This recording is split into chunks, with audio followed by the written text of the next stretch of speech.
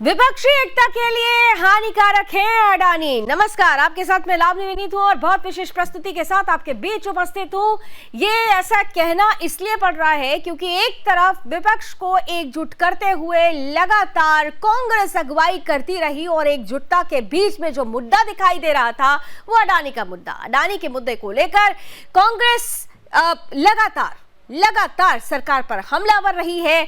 विपक्ष लगातार मोर्चाबंदी करता हुआ नजर आया है। अडानी के मुद्दे पर सरकार के खिलाफ हल्ला बोला गया है। सड़क से लेकर संसद तक सिर्फ अडानी ही सुनाई दे रहा था। जेपीसी मांग को लेकर यहां तक हालात हुआ कि बजट सत्र भी सही तरीके से नहीं चल पाया। लेकिन इन सब के बीच इसी विपक्षी एकता को एक झटका तब लगता है जब एनसीपी चीफ और दिग्गज कद्दावर नेता शरद पवार एक बयान देते हैं कि जेपीसी मांग की जरूरत अडानी मसले पर नहीं है, यानी जेपीसी मांग से वो अपने आप को अलग कर लेते हैं।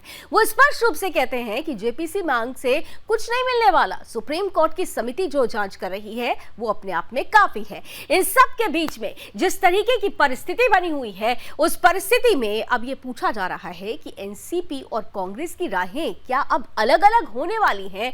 क्या आने वाले वक्त में जिस विपक्षी एकता की गांठ बांधकर राहुल गांधी लगातार अडानी मुद्दे को आधार बनाकर सरकार पर हल्ला बोल रहे थे, उसमें ही उस गति में क्या अब धीमापन आएगा? क्योंकि विपक्षी एकता यहां पर अलग होती हुई नजर आ रही है।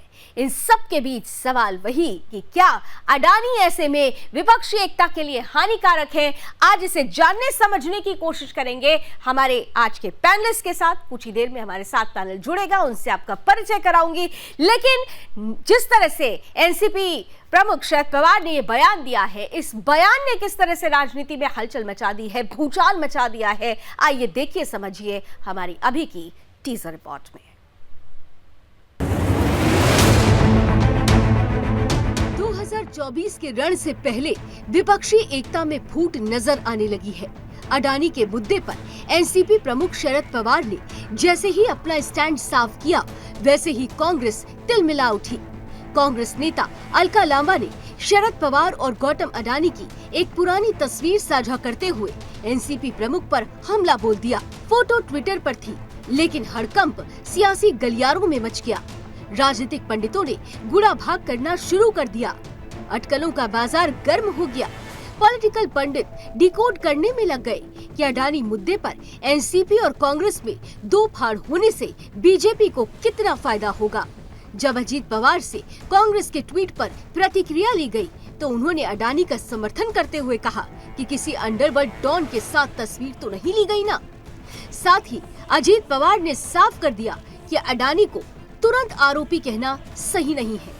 एनसीपी ने साफ संदेश दे दिया है कि वो अडानी मुद्दे को लेकर किस पाले में खड़ी है। तो ऐसे में सवाल उठता है कि क्या अडानी को लेकर विपक्ष में रार गहराती जा रही है? क्या 2024 में कांग्रेस और एनसीपी की राहें जुदा जुदा रहने वाली है? सियासी पंडित इन्हीं सवालों को डिकोड करने में लगे हुए हैं। हेमंत श्रीवास्तव के साथ ब्यूरो रिपोर्ट, सुदर्शन न्यूज। अडानींच्या बरोबरच आहे ना, अंडरवर्ल्डच्या लोकांच्या बरोबरच नाही ना। मला एक कळत नाही पत्रकार मित्रांनो, काय चाललंय? उद्याच्याला तुम्ही समजा उद्योगपती आहे आणि तुमच्या बरोबर आम्ही फोटो काढला, तर त्याच्यात आम्ही काय दोष केला? ह्या संदर्भामध्ये अनेकांच्या बरोबर आता आम्ही तर कुठं कार्यक्रम, मी सकाळी कार्यक्रमाला तिथं सभासातला गेलो, इतक्या लोकांनी आमच्या बरोबर फोटो काढले। बरं, फोटो काढताना कुणाला आपण नाही पण म्हणू शकत नाही, आणि तो फोटो मी त्यांना पहिल्यापासून ओळखतो। जसं ह्या देशामध्ये अंबानी टाटा बिर्लानी एक पाया रचला आणि मोठं काम करून दाखवलं, कित्येक लोकांना रोजगार दिला, इकॉनॉमीवर परिणाम झाला। तशाच पद्धतीनं अंबानीने पण केलेलं आहे, तशाच पद्धतीनं अडानींनी केलेलं आहे। अडानींच्या संदर्भात जे आलंय त्यामध्ये सुप्रीम कोर्टाने सांगितलेलं आहे समिती नेमतो। उद्याच्याला समिती नेमल्यानंतर त्याच्यातली वस्तुस्थिती काय ती पुढे येईल, परंतु लगेचच कुणाला तरी आरोपीच्या पिंजऱ्यामध्ये आपण उभं करतो हे पण बरोबर नाही। ह्याच्यामध्ये महाविकास आघाडीमध्ये फूट पडू शकते ह्या विषयात। एक मिनिट, महाविकास आघाडीचा फूट पडण्याचा काय संबंध आहे मला तर काय कळलं. राहुल गांधींनी जोपर्यंत सोनियाजी, पवारसाहेब आणि उद्धवजी हे तिघ जण महाविकास आघाडीच्या समर्थक म्हणून किंवा त्यांचे पाठीराखे म्हणून किंवा ती महाविकास आघाडी निर्माण करण्याच्या करता ज्यांनी मोठं काम केलं किंवा स्वतःचं योगदान दिलं ते जोपर्यंत ह्या पाठीशी तो एक अपोजिशन में समझो 31 सदस्य की जेपीसी हो तो इसमें 15 लोग रूलिंग पार्टी के रहेंगे और 5 या 6 लोग अपोजिशन के रहेंगे। तो जहाँ ओवरवेलमिंग मेजॉरिटी रूलिंग पार्टी की है वहाँ देश के सामने सच्चाई क्या है वो कहाँ तक आएगी इस बारे में कोई भी आशंका पैदा कर सकता है। शरद पवार साहब का अपना व्यक्तिगत जो भी मत है उन्होंने अपनी बात कही, पर हम किसी व्यक्ति या किसी घराने या किसी इंडिविजुअल पर निशाना नहीं साध रहे। हम ये पूछ रहे हैं कि भाई 20,000 करोड़ रुपया शेल कंपनियों को एक अडानी ग्रुप के मिला तो उस पैसे का मालिक कौन है? पवार साहब ने ये कहा है कि विपक्ष जेपीसी की मांग कर रहा है, लेकिन जेपीसी से कोई मतलब साध्य नहीं होगा। जेपीसी के जो मेंबर्स होते हैं वो कमेटी के, उसमें बहुमत बीजेपी का होता है, तो जो उनको चाहिए वही रिपोर्ट वो बना देंगे। न्यायालयीन जांच ये पवार साहब का कहना है, तो ठीक है। ये ममता बनर्जी हो या तृणमूल कांग्रेस या एनसीपी, अडानी के बारे में उनकी अलग राय है, हो सकती है अपनी राय, लेकिन उसका मतलब ये नहीं कि जो एकजुट है विपक्ष की उसमें कोई दरार आ जाए। ये सारा मुद्दा राहुल गांधी का अपना पॉलिटिकल कैरियर को चमकाने के लिए ये मुद्दा बनाया जा रहा है, इसको उस रूप से हम देखते हैं। बाकी चीज तो देश में कानून व्यवस्था है, संविधान से चलता है, देश कानून से चलता है। ये एक आदमी का पॉलिटिकल कैरियर को चमकाने के लिए वो पॉलिटिकली फेल हो गए हैं, तो फिर चमकाने के लिए विवादित चीज को लेकर के मुद्दा बनाया जा रहा है। हर चीज का अपना एक तरीका होता है हैंडल करने। तो जिस तरीके से हर चीज का अपना एक तरीका होता है हैंडल करने का, इस तरीके में सबसे मजबूत आधार होना चाहिए। लेकिन यहाँ तो क्या विपक्ष का आधार कमजोर पड़ रहा है। अडानी के मसले पर जिस तरीके से एनसीपी चीफ शरद पवार का बयान सामने आया है, ये बयान क्या उस तस्वीर को अभी ही प्रस्तुत कर रहा है? क्या आने वाले वक्त में विपक्षी एकता में दरार आने वाली है? क्या एनसीपी और कांग्रेस की राहें अलग होने वाली है? ये सब सवाल होंगे आज, और इन सवालों का जवाब देने के लिए हमारे साथ जो पैनलिस्ट होगा उनका परिचय आपसे करा देती हूं। भारतीय जनता पार्टी का पक्ष रखने के लिए हमारे साथ होंगे प्रदीप सिंह जी, कांग्रेस का पक्ष रखने के लिए हमारे साथ होंगे रत्नाकर सिंह जी, हमारे साथ एनसीपी का पक्ष रखेंगे फहमिदा हसन खान साहब, और साथ ही साथ राजनीतिक विश्लेषक के रूप में राहुल तलन साहब हमारे साथ होंगे। तो विपक्षी एकता के लिए क्या अडानी हानिकारक है? आइए चर्चा की शुरुआत करते हैं सीधे पैनलिस्ट के पास चलते हुए, और स्क्रीन पर लेकर आइए सभी पैनलिस्ट को। हमारे साथ खास तौर से भारतीय जनता पार्टी की प्रतिक्रिया ले लेते हैं। प्रदीप जी, सबसे पहले आपके पास आते हुए, जिस तरीके से शरद पवार साहब ने ये स्टेटमेंट दिया है, हालांकि उन्होंने बाद में बहुत सारे एक्सप्लेनेशंस भी दे दिए जेपीसी को लेकर कि कॉम्पोजिशन ऐसा होगा कि कोई फायदा नहीं होगा, लेकिन इतना जरूर है कि जो बातें, जिस बात को लेकर कांग्रेस लगातार हमलावर हो रही है सरकार पर, जिस मुद्दे को लेकर अडानी सड़क से लेकर संसद तक सिर्फ अडानी और जेपीसी की मांग, सदन तक नहीं चलने दिया जाता है, उसी अडानी के मुद्दे पर विपक्षी एकता में से सबसे महत्वपूर्ण जो पार्टी है एनसीपी, उनके प्रमुख की तरफ से यह बयान किस तरीके से भारतीय जनता पार्टी से ले रही है? प्रदीप जी। देखिए, संवैधानिक संस्थाएं जब अपना काम कर रही होती हैं तो लोगों को तकलीफ होना, खास करके विपक्षियों को, स्वाभाविक है। आप बताइए कौन सी इलॉजिकल बात है जब सुप्रीम कोर्ट की कमेटी उस पर काम कर रही है? क्या आप सुप्रीम कोर्ट को संवैधानिक संस्था नहीं मानते हैं? अगर आप नहीं मानते हैं तो आपको तकलीफ होना लाजमी है। जितना भी विपक्ष ने सदन में बात उठाई है, जिस तरह की चर्चा हुई है, आज शुरू से लेकर अब तक कहानी जहां तक भी पहुंची है, उसमें आप बताइए कि क्या संवैधानिक संस्थाएं अपना काम नहीं कर रही हैं? अब क्या है कि आपके पास मुद्दा ना हो, आपके पास कोई तर्क ना हो जनता को कन्विंस करने के लिए, तो आपका ऐसी स्थिति पे पहुंचना और ऐसी स्थिति में आना स्वाभाविक है। तो विपक्ष अपना काम कर रहा है, सरकार अपना काम कर रही है, और विपक्ष की जो आज आपने जो टॉपिक है बताया है कि जेपीसी मतलब अडानी क्या हानिकारक है, आपने तो खून जलाने का काम कर दिया इन लोगों का टॉपिक वन लाइनर ही। बस देखिए, मैं ये एक लाइटर नोट पर आप इसको लीजिएगा, लेकिन विपक्ष की सिट्टी पिट्टी गुम होना, हवा क्या बोलते हैं वो, जैसे अभी राहुल जी ने एक पत्रकार बंधु को बोला था अपने उसमें, हवा खराब हो गई या जो भी, मुझे याद नहीं है, तो यही हालत इस समय जो है विपक्ष की है। नहीं, तो लेकिन एक चीज तो है, देखिए एक चीज तो है प्रदीप जी, ठीक है, अब एनसीपी प्रमुख ने जो बातें कही है वो आप लोगों के लिए एक पॉजिटिव नोट हो सकती है, लेकिन आप अगर उनके पूरे बयान को सुनिए तो उन्होंने एक्सप्लेन भी कर दिया है कि जेपीसी की मांग को जिस तरह से कहा जा रहा है, यानी कॉम्पोजिशन पर ही उन्होंने क्वेश्चन खड़ा किया कि रियल रिजल्ट सामने नहीं आएगा, तो कहीं ना कहीं से उन्होंने दोनों बातें कह दी है। ऐसा नहीं है कि वो सीधे जी सदन में नंबर गेम है, नंबर जिसका ज्यादा होता है उसी रेशियो में कमेटी में लोग सदस्य होंगे। आपको हमारी सरकार पे भरोसा नहीं है तो आप उस कमेटी पे कैसे भरोसा कर सकते हैं? आप सबसे पहले देखिए ना, सरकार जवाब दे रही है, लेकिन आप संसद के ये जो अभी जो आखिरी जो इतने सारे महत्वपूर्ण बिल आने थे और बजट पे चर्चा होनी थी, बजट जैसे महत्वपूर्ण विषयों पे चर्चा होनी थी, आपने सदन को चलने नहीं दिया।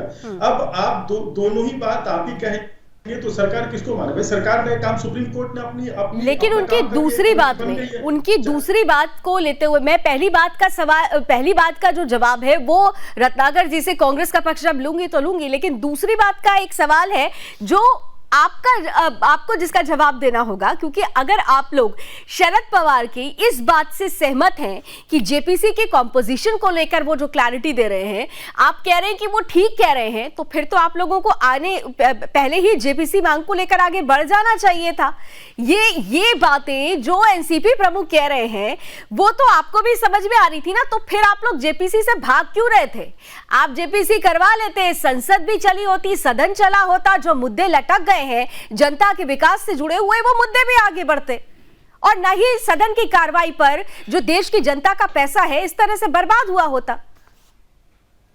नहीं लावनी जी, देखिए शरद पवार जी एक पुराने बड़े नेता है, कांग्रेस से ही निकले हैं, उनका अनुभव काफी पुराना है, और सबसे बड़ी बात वो भी भारत के नागरिक हैं, स्वतंत्र हैं कुछ कहने के लिए। तो सरकार ने अभी इस पर क्या प्रतिक्रिया दी? तब ये देखिए, अभी ये बड़ा जल्दीबाजी में कुछ कहना होगा, अभी विपक्ष को अपने आप में पहले समेकित कर लेने दीजिए। अभी अजीत पवार जी का बयान आपके चैनल पे चल रहा था, तो उन्होंने एक बड़ी फैक्चुअल बात कही कि इतने सारे लोग फोटो खिंचाने आते हैं, कोई जनप्रतिनिधि होता है और उस जनप्रतिनिधि पे बहुत सारे लोग आते, तो किसको किसको आइडेंटिफाई करता फिरेगा और किसको किसको क्या करता फिरेगा। उसके बाद दोबारा ये जो बाकी जो देखिए दूसरे मीडिया प्लेटफॉर्म्स पे जो बातें हो रही है कि आप भाई विपक्ष का एक सूत्री कार्यक्रम हो जाता है, जो रोजगार दे रहा है, जो रोजगार के अवसर सृजन करा रहा है, उसको आप टारगेट करने लगते हैं। फिर जब विदेशी कंपनियां कमाती थी तब इनको कोई तकलीफ नहीं होती थी, आज जो है इसी भूमि की प्रदीप जी राजनीति कितनी मजेदार होती है ना, प्रदीप जी राजनीति कितनी मजेदार है। आपने सहूलियत के हिसाब से पूरे वक्तव्य में से अपनी सहूलियत के हिसाब से पंक्तियां चुन ली, मेरा सवाल कुछ और था, लेकिन अपनी सहूलियत के हिसाब से आपने पंक्तियां चुनते हुए जवाब देना शुरू किया। मैंने सीधा सीधा आपसे पूछा कि अगर आप लोग शरद पवार जी की बात से पहली लाइन से सहमत है तो फिर दूसरी लाइन से सहमत होते हुए फिर तो आपको जेपीसी मांग करवा लेनी चाहिए थी। भाई जनता का पैसा बर्बाद नहीं होता, ये मेरा सवाल था। बहरहाल मैं आपके पास आती हूँ, मैं आती हूँ आपके पास, मैं आती हूँ। जरा रत्नाकर जी कांग्रेस से हमारे साथ जुड़े हुए हैं, जरा आप उनसे पहली बात का मतलब समझ लेते हैं कि रत्नाकर जी, अगर एनसीपी प्रमुख शरद पवार कद्दावर नेता हैं, विपक्ष की एकता का एक मजबूत सूत्रधार माने जाते हैं, और अगर वही अपने आप को जेपीसी मांग से अलग करते हैं तो विपक्षी एकता जिसका सबसे ज्यादा दम आप लोग भर रहे हैं, क्या उसमें एक दरार आ गई है? क्या कांग्रेस और एनसीपी की राहें आने वाले वक्त में अलग अलग होने वाली हैं? ये एक संकेत है। देखिए, मैं बहुत स्पष्ट तौर से कहना चाहूंगा कि महाविकास आघाड़ी गठबंधन है महाराष्ट्र में, वे पूरी तरह से एकजुट है और एक साथ खड़ी है इस फासीवाद ताकत के खिलाफ। देखिए, हमने महाविकास आघाड़ी गठबंधन जो बनाया वो कॉमन मिनिमम प्रोग्राम के तहत बनाया, जिसमें हमने आम जनता को सहूलियत किस प्रकार मिले और सरकार किस प्रकार काम करे आम जनता की सहूलियत के लिए, उसके आधार पर हमने बनाया और इस फासीवाद ताकत को सत्ता से दूर रखने के लिए बनाया। लेकिन विडंबना ये है कि इन्होंने ऑपरेशन लोटस यहाँ पे भी चलाया और उसको जो है सरकार को जो इतना अच्छा कोविड में भी काम की थी, जो विश्व में अपने आप में एक उदाहरण बना था, उसको भी गिराने का काम इन्होंने किया है।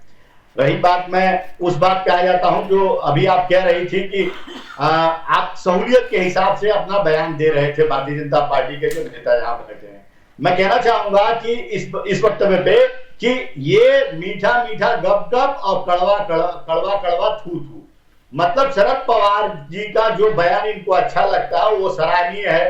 शरद पवार बड़े नेता हैं, आदर्श हैं और देश की राजनीति में कद्दावर नेता हैं, तो वो जो कहते हैं वो सही कह रहे हैं, तो आप उनकी इस बात को तो मानते हैं। लेकिन दूसरी बात जो वो कहते हैं, जबकि यही भारतीय जनता पार्टी की सरकार केंद्रीय एजेंसियों का दुरुपयोग कर रही है, भारतीय जनता पार्टी आम जनता के ऊपर जो थोपी गई महंगाई है उसके ऊपर कोई काम नहीं कर रही है। आप लोग शरद पवार जी की कितनी बातों को मानते हैं? आप दोनों को आमने सामने कर दूंगी, लेकिन अब जरा आप भी मेरी बात का पहले जवाब दे दीजिए कि आपने भारतीय जनता पार्टी पर, आपने भी देखिए सहूलियत दिखाई, आपने आरोप उन पर लगा दिया, लेकिन मैं आपसे पूछ रही हूं कि शरद पवार जी की बातों में उन्होंने अपनी सहूलियत चुन ली, उन्होंने अपने हिसाब से पंक्ति चुनकर प्रतिक्रिया दी, आपने भी तो अपने हिसाब से पंक्ति चुनकर प्रतिक्रिया दी। आप लोग क्या शरद पवार के बयान से सहमत क्यों नहीं है? फिर क्यों जयराम रमेश जी कहते हैं कि सुप्रीम कोर्ट की समिति का दायरा सीमित है? क्यों शरद पवार जी की बात आप लोगों को समझ में नहीं आती है? देखिए, मैं आपकी बात का जवाब देता हूं स्पष्ट तौर से और बहुत ही क्रिस्टल क्लियर जवाब देता हूं। देखिए, शरद पवार जी एक बहुत ही अनुभवी नेता हैं। उन्होंने कहा कि जो जेपीसी है उसमें 21 सांसदों की कमेटी है और 21 सांसदों की कमेटी में 15 सांसद जो है सत्ता पक्ष के रहेंगे और 6 सांसद जो है वो विपक्ष के रहेंगे। तो कहीं ना कहीं 15 सांसदों की क्रेडिबिलिटी इस जांच को लेकर शक के घेरे में हो जाएगी, इसलिए उन्होंने अपना एक मत व्यक्त किया है, उन्होंने विरोध नहीं किया है, ये समझिए। तो उन्हीं के मत को समझते हुए, उन्हीं के मत को, ठीक है, उन्हीं के मत को समझते हुए आप लोगों को ये बात क्यों नहीं समझ में आ रही? क्यों आपके नेता फिर अब आके फिर कह रहे हैं कि नहीं जी, जेपीसी मांग की ही जरूरत है, क्योंकि सुप्रीम कोर्ट की समिति का जो दायरा होगा जांच का वो सीमित होगा, जबकि यहाँ तो आप खुद ही कह रहे हैं कि वो बता रहे हैं शरद पवार जी की जेपीसी के जो दायरा है वो सीमित हो जाएगा। तो ऐसे में सुप्रीम कोर्ट पर तो आपको समिति पर भरोसा करना होगा। सबसे पहले राहुल जी, फिर आपके पास आते हुए, आपने दोनों पॉलिटिकल बॉडीज को सुन लिया है, दोनों ने अपनी अपनी सहूलियत के हिसाब से अपनी अपनी पंक्तियां चुनी और प्रतिक्रिया दी, लेकिन राजनीतिक विश्लेषक होने के नाते आपको क्या लग रहा है? क्या आने वाला वक्त कांग्रेस और एनसीपी की राहें अलग कर रहा है, या विपक्षी एकता में क्या आपको लग रहा है कि धीरे धीरे ऐसे ही दरार आएगी? देखिए लावनी जी, एक बात साफ समझ लेनी चाहिए हम लोगों को कि शरद पवार जी छोटे मोटे नेता नहीं है, बहुत मजे हुए राजनीतिज्ञ इस देश के। उनको पता है कि जब अडानी पे आरोप लगाते हैं और अडानी पे कोई बात होती है, अंबानी पे कोई बात होती है, तो इस देश की इकोनॉमी पे कहीं ना कहीं प्रभाव पड़ता है। अगर जो आप जब निवेश के माहौल को ही खराब कर देंगे और आप बोलेंगे कि चोर है, सबको चोर बोलेंगे, चौकीदार चोर वाला नारा हमने सुना था 2019 से पहले, चौकीदार चोर है, राफेल का मामला हमने सुना था, और फिर हुआ क्या? लास्टली माफी मांगनी पड़ी ना सुप्रीम कोर्ट में। तो हमें ये सारी चीज देखने की भी जरूरत है, और जो शरद पवार जी हैं वो ये समझते हैं। और सिर्फ देखिए, शरद पवार, अडानी कोई चोर तो है नहीं ना, वो शरद पवार जी के साथ फोटो खिंचा सकते हैं, और कितने सारे लोगों के, अभी उन्होंने अशोक गहलोत जी के साथ फोटो खिंचाए थे, उन्होंने रॉबर्ट वाड्रा के साथ फोटो खिंचाए हुए हैं। तो आप इस पे क्या बोलेंगे कांग्रेस वाले? किसी को फोटो, वो अगर जो पॉलिटिशियन और बिजनेसमैन इस देश में सदा से साथ रहे, क्योंकि इस देश को आगे बढ़ना है, तो इकोनॉमी को आगे बढ़ाना है, तो आपको बिजनेसमैन की जरूरत है, नहीं तो फिर 1991 वाले दौर में पहुंच जाएंगे जहां आपको सोना गिरवी रखना पड़ेगा। क्रोनी कैपिटलिस्ट नहीं है ना। समझने वाली बात यह है कि आप पेंट कर रहे हैं कि वो क्रोनी कैपिटलिस्ट। बिल्कुल राहुल जी, यानी एक वेटरन नेता जब कुछ कहता है, शरद पवार जैसे वेटरन नेता अगर कुछ कहते हैं तो उसके कई मायने होते हैं, वो दूरदर्शी नेता कहे जाते हैं, और परिस्थितियों को समझते हुए इस प्रतिक्रिया को उन्होंने दिया है। बृजमोहन जी हमारे साथ, बृजमोहन श्रीवास्तव जी हैं, एनसीपी प्रवक्ता है, हमारे साथ इस वक्त जुड़ रहे हैं, फोन लाइन पर हैं। बृजमोहन जी, आपका भी बहुत बहुत स्वागत है। देखिए, शरद पवार साहब ने एक बयान दिया और बयान ने राजनीतिक भूचाल ला दिया है। दो प्रश्न आपसे पूछने वाली हूं एक साथ। एक तरफ तो ये बयान क्या संकेत है कि आने वाले वक्त में कांग्रेस और एनसीपी की राहें अलग अलग हो रही है, और दूसरा प्रश्न, क्या ऐसा होने वाला है? ये पहला प्रश्न था, और दूसरा साथ में जोड़ देती हूं, क्योंकि जिस तरीके की परिस्थिति बनी हुई है, भारतीय जनता पार्टी को भी अपने बयान के माध्यम से क्या उन्होंने एक महत्वपूर्ण संदेश देने की कोशिश की है? देखिए, मैं आपके पहले प्रश्न का जवाब दे दूं। आदरणीय शरद पवार जी के इस बयान जो उन्होंने अपना एक साक्षात्कार दिया था, उस साक्षात्कार में उन्होंने अपने व्यक्तिगत अनुभव और अपने व्यक्तिगत विचारों को व्यक्त किया था। उन्होंने किसी भी हमारे जो सहयोगी दल हैं उन पे किसी पे भी उन्होंने उसको लादा नहीं है। उन्होंने ये कहीं नहीं कहा कि यदि मेरी बात नहीं मानी जाएगी तो हम जो गठबंधन की साझा हमारे साथी हैं हम उनसे अलग हट जाएंगे। तो मैं इस बात को बहुत ही प्रामाणिकता के साथ स्पष्ट कर देना चाहता हूं कि राष्ट्रवादी कांग्रेस पार्टी, भारतीय जनता पार्टी के खिलाफ जितने राजनीतिक दल हैं उनका एक प्रमुख घटक है और हम पूरी शक्ति के साथ भारतीय जनता पार्टी की जो लोकतंत्र और लोकतांत्रिक संस्थाओं के खिलाफ जो उनकी कार्यप्रणाली है उसका विरोध करते थे, करते हैं और करते रहेंगे। और हमारी पूरी कोशिश होगी कि अगली बार भारत में भारतीय जनता पार्टी की सरकार ना बने और इसके लिए हमारे जितने साथी हैं उनके साथ कंधे से कंधा लगाकर काम करेंगे। एक दूसरा, देखिए कि उन्होंने भारतीय जनता पार्टी को संदेश नहीं दिया है, बल्कि उन्होंने देश के सारे उद्योग जगत को इस बात का संदेश दिया है कि अगर हमको हमारे किसी भी उद्योगपति के ऊपर, चाहे वो आदरणीय अडानी जी हो, चाहे वो अंबानी जी हो, चाहे कोई और भी हो, यदि उनके ऊपर कोई विदेशी एजेंसियां या कोई विदेशी व्यक्ति इस प्रकार का प्रहार करेंगे तो हम उसको अपने ढंग से उसका मूल्यांकन करेंगे। हम उनके कहने पर कोई कार्रवाई ना तो होने देंगे, ना उस कार्रवाई का कोई हिस्सा बनेंगे। हम ये देखेंगे कि जिस एजेंसी ने इस प्रकार की बात की है उसका मंतव्य क्या है, उसके अपने स्वार्थ क्या है और उसके पीछे कौन है। इन सारी बातों के आधार पर तय होगा कि हमारे यहाँ पर हमको क्या कार्रवाई करनी चाहिए और क्या नहीं करनी चाहिए। तीसरी बात यह है कि जेपीसी की जो मांग थी, क्योंकि ऑलरेडी सुप्रीम कोर्ट ने एक कमेटी बना दी है और वो सुप्रीम कोर्ट की कमेटी जांच कर रही है। जेपीसी की मांग तो इसके बाद भी हो सकती है और आदरणीय पवार साहब ने जेपीसी की जो मांग की वो उन्होंने की है जब संसद का सत्र समाप्त हो गया। हम लोगों ने कहीं भी विपक्षी एकता में कोई ऐसी दरार डालने की ना तो कोशिश उस समय की थी ना आज की है। उन्होंने एक सलाह दी है, अगर हमारे साथी उससे सहमत नहीं होंगे, इसको भी आज उन्होंने नासिक में स्पष्ट कर दिया कि हमारे जो साथी दल हैं यदि वो इस बात से सहमत नहीं है तो वो जो कहेंगे हम उसके साथ हैं, क्योंकि आदरणीय शरद पवार जी इस मामले में बहुत ही गंभीर राजनेता है। बृजमान जी, आपका पूरा वक्तव्य आप मैंने सुना और आप जो हमारे साथ अन्य अतिथि जुड़े हुए हैं उन्होंने भी सुना, लेकिन मैं आपको बीजेपी के प्रदीप जी आपसे कुछ पूछना चाहते थे, लेकिन उससे पहले मेरा एक प्रश्न होगा क्योंकि आप फोन लाइन पर हैं, इसलिए मेरा प्रश्न महत्वपूर्ण ये है कि आपने अपनी तीनों बातों में दो बातें ऐसी कही जो ये संकेत देती है कि क्या एनसीपी दोनों हाथ में लड्डू लेकर चल रही है क्या? आप एक तरफ तो कहते हैं कि भाई हम अपनी विपक्षी एकता को कायम रखेंगे, आप विपक्ष साथ में थे और आपने जेपीसी को लेकर जो मत दिया है अब आप दे रहे हैं, जब आप विपक्षी एकता आप कह रहे हैं सदन की कार्रवाई खत्म हो गई तब ये रिएक्शन आ रहा है। ये सब कुछ दो चीजें एक साथ नहीं चल सकती हैं ब्रिजमोहन जी, ये दोनों हाथ में लड्डू लेने वाली परिस्थिति तो नजर नहीं आ रही है। नहीं, बिल्कुल नहीं, ये दोनों हाथ में लड्डू वाला मुद्दा बिल्कुल भी नहीं है।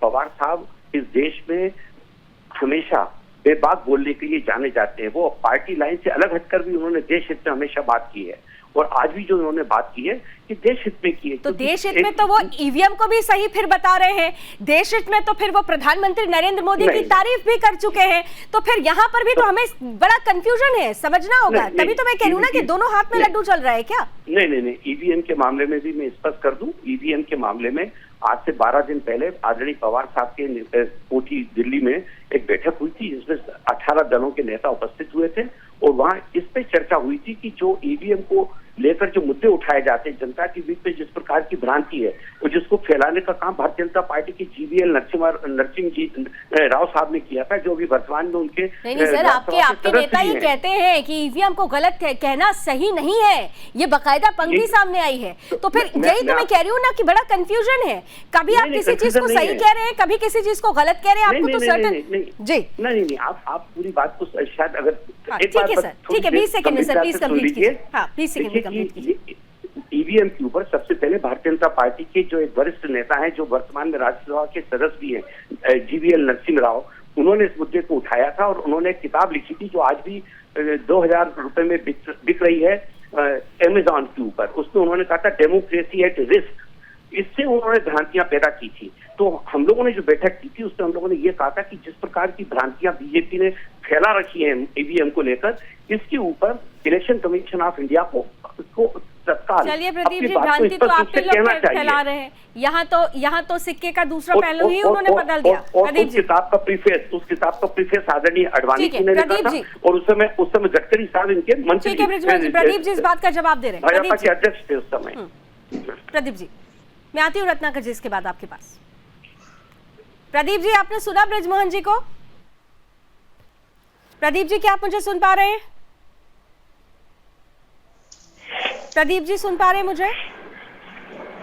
शायद प्रदीप जी तक हमारी आवाज नहीं जा रही है। रत्नाकर जी, ये जो बातें सामने आई हैं, चलिए अभी आपने भी कहा था कि एकता में कोई कमी नहीं है, हम एक हैं। बृजमोहन जी ने भी वो संकेत दे दिया, लेकिन इन संकेतों के बीच में ये कहा जाता है कि कुछ बातें ऐसी होती हैं राजनीति में जो शब्दों के माध्यम से संकेत देती हैं। आज जो शरद पवार जी कह रहे हैं, उसके बाद की परिस्थिति, ये क्यों चर्चा सरगर्म हो जाती है? क्यों इस तरीके से जयराम रमेश जी को सामने आना पड़ता है और कहते हैं कि नहीं ऐसा कुछ नहीं है, जेपीसी की मांग जरूरी है, सुप्रीम कोर्ट का दायरा सीमित है? क्यों अलका लांबा एक फोटो ट्वीट करती हैं? हालांकि वो फोटो बाद में हटा दी गई, लेकिन जिस तरीके से प्रतिक्रिया आई, ये बेचैनी क्यों हो गई थी? अगर एकता में कोई दरार नहीं थी, वो आप कह रहे हैं वेटरन नेता हैं और उनकी बात, उनका मत एक सामने आया था, तो इतनी बेचैनी क्यों हो गई थी कांग्रेस में? फिर देखिए, मैं एक बात बहुत स्पष्ट रूप से कहना चाहूँ। जी, मेरी आवाज आ रही है? जी बिल्कुल आ रही है सर, प्लीज। जी, मैं एक बात बहुत स्पष्ट रूप से कहना चाहूंगा कि देखिए, राजनीतिक कयास मीडिया है, चाहे सत्ता पक्ष है, चाहे दूसरे दल के हैं, वो बहुत तरीकों से और कयास लगा सकते हैं, वो स्वतंत्र है। लेकिन सच्चाई यही है कि आज महाविकास आघाड़ी का गठबंधन जो है वो एक साथ एकजुट खड़ा है और भारतीय जनता पार्टी के खिलाफ जो है वो खड़ा है। देखिए, मुद्दों में भिन्नता हो सकती है, बहुत सारे मुद्दे ऐसे हैं जहां पे भिन्नता हो सकती है, लेकिन हमारा उद्देश्य बहुत साफ और क्लियर है कि हमको भारतीय जनता पार्टी को सत्ता से बेदखल करना है। जो उन्होंने ऑपरेशन लोटस यहाँ पे चला करके सत्ता हासिल की, उससे भी बेदखल करना है। रही बात आप फोटो की कह रही थी, मैं उस पर एक स्पष्टता देना चाहता हूँ, क्लैरिटी देना चाहता हूँ कांग्रेस पार्टी की तरफ से कि अलका लांबा जी ने जो ट्वीट किया, निश्चित रूप से उन्होंने बाद में भारतीय जनता पार्टी के एक नेता द्वारा प्रश्न पूछे जाने पर उन्होंने स्पष्टीकरण भी दिया। उन्होंने कहा कि ये मेरा निजी बयान है और मैं स्वतंत्र हूं, मैं अपनी विचारों को रखने के लिए, तो उन्होंने स्पष्ट कर दिया है कि ये कोई पार्टी का आधिकारिक बयान नहीं है। और शरद पवार जी हमारे एक बहुत वरिष्ठ नेता है और देश के भी बहुत वरिष्ठ, उनका हम सभी लोग सम्मान करते हैं। और हमको ठीक है प्रदीप जी, आप रत्नाकर जी को भी सुन रहे हैं, आपने बृजमोहन जी को भी सुना होगा, दोनों ही कह रहे हैं कि किसी भी तरीके की कोई दरार नहीं है, चुनौतियां वैसी की वैसी आपके सामने हैं। प्रदीप जी। अरे लवनी जी, मेरी आवाज आ रही है आपको? बिल्कुल आ रही है, बिल्कुल आ रही है जी। देखिए, समय बड़ा बलवान होता है, 1-2 दिन का समय और दीजिए, ये जो अभी पर्दा बचा हुआ है या पड़ा हुआ है वो खुल जाएगा। इतनी जल्दी क्या है? अभी सभी अपने अपने हिसाब से तैयारियां कर रहे हैं। आदरणीय मोदी जी के नेतृत्व में विकास की योजनाएं आ रही हैं, सफल हो रही हैं, आगे बढ़ रही हैं, हमें उस पर ध्यान देना है। ये विपक्ष क्या कर रहा है? विपक्ष अपने हिसाब से काम करे, भाई लोकतांत्रिक व्यवस्था है, वो करें, हम उनके काम में क्यों इंटरफेयर करें? वो अपने विचार बनाएं, त्याग दें, सम्मान दें, असम्मान करें, डिलीट कर दें फोटो, फिर वापस से रीट्वीट कर दें, ये सभी स्वतंत्र है। कि जब तक कोई संवैधानिक किसी के अधिकारों का हनन नहीं कर रहा है, तब तक सभी स्वतंत्र हैं। और बात कहने और बात सुनने और बात कह के दोबारा कहने और फिर उसके अर्थ निकालने के लिए भी सभी लोग स्वतंत्र हैं। तो अभी क्या है कि अभी कांग्रेस के मित्र बोल रहे महंगाई की मांग, थोड़ा डेटा चेक कर लेना चाहिए भाई साहब पहले, है ना? अभी जो है लीस्ट स्थिति है, तेल की क्या कीमतें हैं और खुदरा मूल्य की क्या कीमत है, उस पर थोड़ा खुश हो लीजिए क्योंकि इस समय सस्ता है थोड़ा। लेकिन अगर आपको केवल जनता को बरगलाना है तो आपको न जाने कब समझ में आएगा कांग्रेस अब कौन जनता को बरगला रहा है। जनता बहुत स्मार्ट हो चुकी है, जनता दोनों पक्ष को देख रही है, जनता बहुत स्मार्ट हो चुकी है। राहुल जी, लास्ट कमेंट आपसे, जनता बहुत स्मार्ट हो चुकी है और बहुत कुछ देख समझ रही है, लेकिन 2024 के पहले अगर, और उसके अलावा अभी तो 2023 में ही कई ऐसे हिंदी बेल्ट के राज्य हैं जहां पर चुनाव होने हैं, ऐसे बयान अगर सामने आएंगे तो क्या इसका कोई इंपैक्ट पड़ेगा, इफेक्ट पड़ेगा? जल्दी से सर राहुल जी। निश्चित तौर पे इसका फर्क पड़ेगा और विपक्ष की एकता में मैं इसको फूट की तरीके से देखता हूं। और दूसरी बात है कि अडानी सिर्फ निशाना है, क्रेडिबिलिटी कांग्रेस को मोदी की खत्म करनी है। जैसे 2019 से पहले एक मुद्दा उठाया राफेल वाला, अब अडानी वाला मुद्दा उठाया गया है। सवाल यह है कि आप जिस तरीके से मोदी की क्रेडिबिलिटी कम करना चाहते हैं वैसे कम होगी नहीं। राहुल गांधी का ट्रैक ही गलत है, कांग्रेस का ट्रैक ही गलत है। जब आप शरद पवार को डरे हुए और लालची लोग बोल के निजी बयान करते हैं तो ऐसा नहीं है कि एनसीपी को यह बात समझ में नहीं आ रही कि अलका लांबा कैसे और कितने घटिया शब्दों से निशाना साध रही है। देखिए, आपने एक बात कही कि क्रेडिबिलिटी पर सवाल उठाया जा रहा है और इसके बीच में नाम लिया जा रहा है अडानी का, तो फिर एनसीपी प्रमुख शरद पवार जी ने भी कुछ ऐसा ही कहा कि दरअसल कारोबारियों को आधार बनाया जाता है, निशाना सत्तासीन होती है, सत्तासीन सरकार होती है, लेकिन कारोबारियों को आधार बनाया जाता है। तो एक लाइन उनकी थी, लेकिन उस पंक्ति में बहुत सारे मैसेजेस बहुत लोगों के लिए थे। इसका कितना इंपैक्ट पड़ेगा यह देखना बहुत दिलचस्प होने वाला है। समय की कुछ सीमाएं हैं, इसलिए चर्चा को यहीं खत्म करती हूं, लेकिन आप लोगों से मुलाकात होती रहेगी। चुनावी साल है और 2024 की दहलीज पर हम जल्द ही पहुंचने वाले हैं। क्या रंग लाती है ये दिलचस्प बातें, उस पर भी हमारी नजर बनी रहेगी। बहुत बहुत धन्यवाद आप सभी का हमारे साथ जुड़ने के लिए। तो क्या जो विपक्षी एकता है, शरद पवार के इस बयान के बाद जिस दरार की बात हो रही थी वो तस्वीर नजर आने लगी है, या फिर जो बातें अभी आपने चर्चा के दौरान ही सुनी कि ऐसा कुछ भी नहीं है, ये एक मत था, ये मन की बात थी जो साझा की गई है। लेकिन मन की बात तभी सामने आती है जब दूरदर्शिता होते हुए सामने कुछ और दूसरी तस्वीर नजर आ रही हो। वो तस्वीर क्या हो सकती है, आकलन का सवाल है, आकलन का विषय भी है। आकलन करिएगा जरूर। बहरहाल अभी मेरे साथ बस इतना ही, लेकिन देश और दुनिया की तमाम खबरों के लिए आप जुड़े रहिए सुदर्शन न्यूज के साथ। जय हिंद।